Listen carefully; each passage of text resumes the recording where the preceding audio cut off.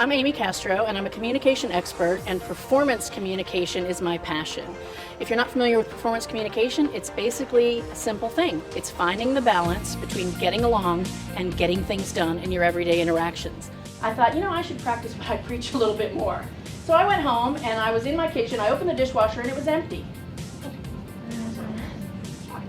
And the only person that could have done it was not the dog, it was my daughter. She was probably like 10 years old at the time. And so I went to the stairs, she was up in her room, and I said, "Hey, Kelsey." "What?" "I just wanted to let you know how much I appreciate the fact that you emptied the dishwasher without me asking. It was so nice to come home and have the dishwasher empty and not have to do it, because it's one of my least favorite jobs. Thank you so much." Are you being sarcastic? Yeah, there we go. Worst thing would happen if that was a literal seesaw. What would be the worst thing that would happen if you were on a seesaw? So you're going back and forth. You ever have that happen when you were a kid? You're on the seesaw, and the person on the other side does what?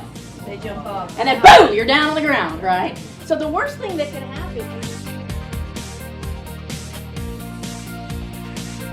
when I'm doing a presentation on communication, the first thing that I really like to do is to customize. I want to know who the audience is, what are they hoping to get, because it's a limited amount of time and communication is a huge subject. I also want to make sure that people have fun, because I don't like being bored to death. As a matter of fact, my grades in college very much reflected the classes that I enjoyed and found entertaining or interesting, and the ones that were not so thrilling. And so I try to make it engaging. I try to have a little bit of humor, a little bit of fun along the way, and that really helps the messages stick with people. But she was a very passive person. And so she would come down, the mother-in-law, she would come down the stairs and she would sit down at the kitchen table, and I'd be in the living room working, and it'd start with this. Okay. And now when I was a newlywed, and I was a nice person back then, I would say, she's communicating. Yeah. "What can I do for you? Do you need something? Are you hungry? Can I get you some coffee?" Yeah. Flash forward 25 years, I hear the and then it would escalate. "Are you hungry?" she'd say. "Nope." Really nice. How many of you have ever received criticism that was truly constructive? Raise your hand.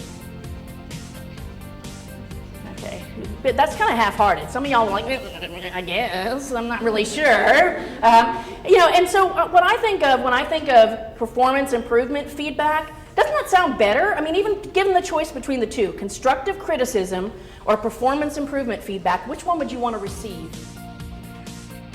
Now, thinking about it from the giver's standpoint, I think about communication as being like a toolbox. Imagine a nice toolbox with lots of tools in it.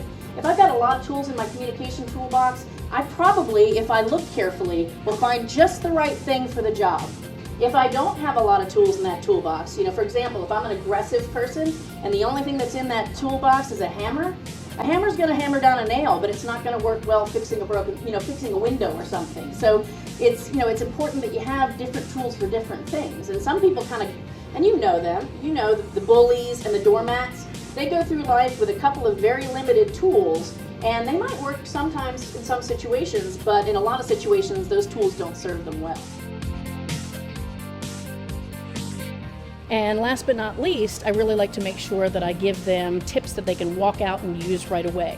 I don't like to stress a lot of theory. I just want to give you some tips, tools, and techniques to get along and get things done. And that's really what my overriding umbrella is in my business and in my workshops, is what I call performance communication. It's finding that balance between getting along and getting things done.